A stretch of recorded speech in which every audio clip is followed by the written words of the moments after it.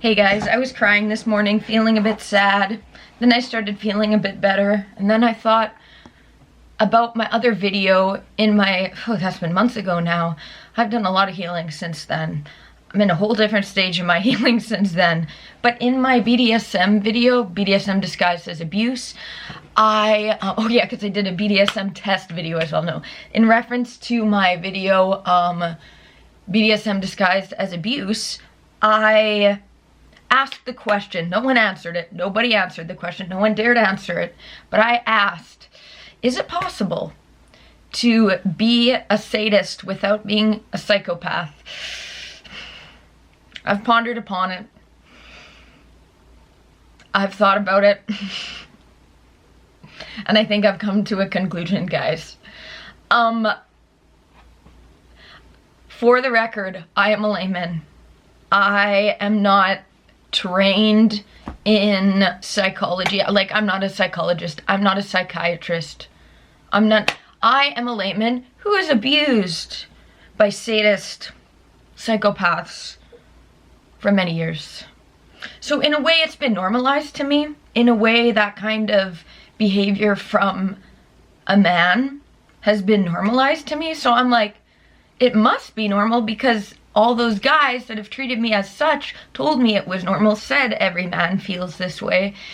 But since going through the healing process, since waking up to a lot about life, a lot about psychopathy, thank you, dear Dr. Karen Mitchell, as well as Dr. Ramani, for compiling the evidence, compiling the facts of the matter, while educating myself, learning these things, being awakened to the true evil, being awakened to the premeditated actions of the sadist psychopaths that abused me, as well as just my brain fully developing, and then the healing, and then all this.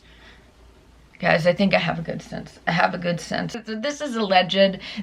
I'm not a professional. I'm a layman speaking my mind, which I'm allowed to do. This is the internet, for goodness sakes. People are allowed to use their goddamn voice.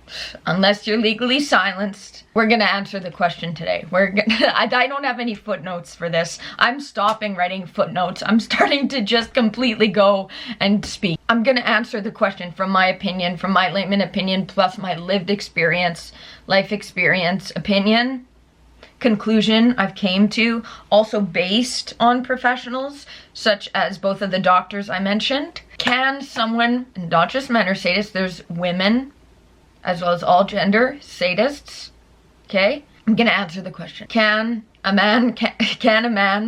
someone identify as openly identify and consider themselves a sadist without being a psychopath, aka ASPD, aka narcissism? They're all the same thing. It's all the same kind of psyche, just different. They give different subgroupings based on their crimes that have come to light, right? Because a psychopath isn't going to admit to crimes that they haven't been convicted of or brought before a jury or whatever, the legal system. Because why would they? That would be outing themselves. That'd be outing themselves, bro. Why would they do that, right? So the way that the diagnoses and a lot of these things anyways are just based on crimes committed or what's been shown to the public, but not based on actual psyche. You know what? I just realized the true answer we would need is we would need a bunch of guys, bunch of people that identify as sadists to get the true answer, to get the true facts of the matter. We'd need them to agree to go on the record to admit they're a sadist, and then agree to have their brain put under an MRI and see if they have the prefrontal cortex and amygdala defect. I doubt they would do that, because then it's on the record that they're a psychopath. Right? Why would they do that? That's why this information is so hard to decipher and gather. Because why would they admit that's incredibly incriminating? So we don't have access to that information, so I'm gonna go based on defining features of psychopathy, which one of those things is one of the main things of psychopathy and the dark triad, tetrad, Machiavellianism, or however you pronounce it. One of the defining features. So can you be a sadist without being a psychopath? One of the defining features that is like they're a psychopath is being a sadist. So that's a defining feature. And if they're admitting under the BDSM context that they identify as definitely a sadist, that's kind of them admitting to being a psychopath, though. That's kind of confirmation. I'm realizing now that's not something that's good. That's not something that's harmless. That's not something that is just fantasy. I didn't realize that before, but I'm realizing that now when we're looking at facts of the matter and putting brain psyche into consideration, and the fact that sadism is a defining feature of psychopathy, aka ASPD, aka dark triad, aka Machiavellianism, aka narcissism, all the same thing. All the same fucking thing, okay? All the same thing. All the same thing.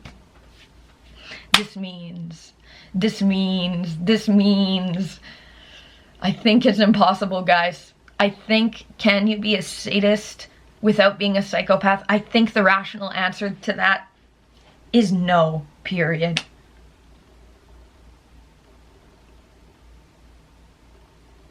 But, hey, the answer is no. Going by the available information, the available facts of the matter, the available admittance of them, the available science documents. But, hey, if a sadist wants to prove us wrong, if sadists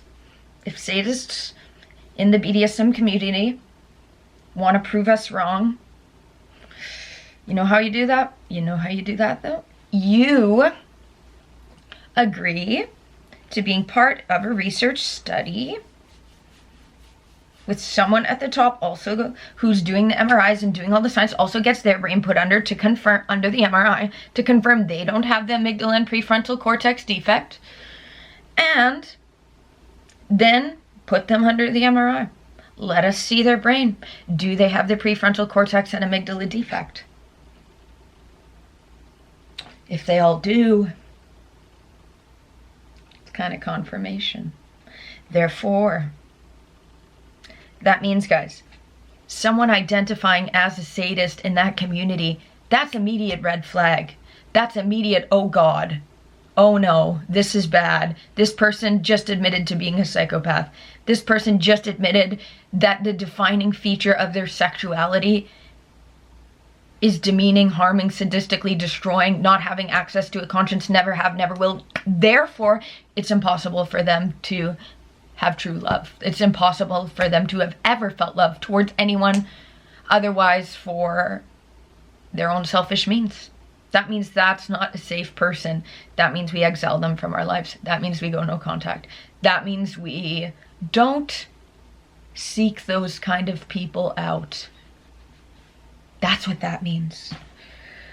So we have to be aware of this. I wasn't sure before, but putting the facts of the matter into consideration, the fact that sadism is a defining feature of narcissists, psychopaths, ASPD, Machiavellianism, dark triad and stuff, guys, I think it's impossible. I think it's impossible to being a sadist without being a psychopath.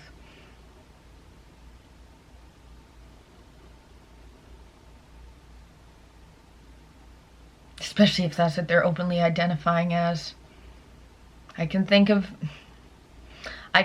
a few, guys, in my life experience. If I had known, sorry, that actually makes me, if I had known the way that we aren't educated on psychopathy, the way that nobody knows, the way I didn't know, the way no one taught it, the way it's not in front of the public eye, the way there's not enough data on it, because a lot of these evil psychopaths in power are specifically hiding this research, as well as why would they openly admit, right? That's why it's so hard to get data on them, because why would they admit? That's incriminating for them. But them identifying as a sadist is kind of them admitting. It's kind of the telltale, kind of the admission. So, TLDR, going by the research, thank you, Dr. Karen Mitchell, God bless you, you're amazing. Can you be a sadist without being a psychopath? I'm gonna say no. I'm gonna say if you're openly identifying as a sadist, you're kind of admitting to being a psychopath, ASPD, narcissist, not having access to a conscience, never have, never will, brain defect, amygdala, prefrontal cortex. Anyway, so just so you guys are aware, it's a red flag. It's a red flag. It's the tell. They are doing both. It's both. If they admit to being a sadist, that means they're also a psychopath. It's kind of the confirmation, guys. 1 second, you. Okay, guys, that's my thoughts on the matter. Yeah, that's my thoughts on the matter. Going by the available evidence, going by the available research, the available science, putting things into perspective, realizing, wow, they kind of all admitted to me that they're psychopaths, though. And the way that they're hiding under the acronym, yet, that's kind of them admitting. They think it's a safe thing to admit out in the open, when actually, it's them outing themselves, though. Like, that's their defining feature. They're like, oh yeah, that's just what I like. It's them admitting. It's them admitting. They're not safe. They're not safe, guys. It's not safe. It's not safe. Exile them. Go another contact. Can you be a sadist without being a psychopath? I'ma say no. Goodbye.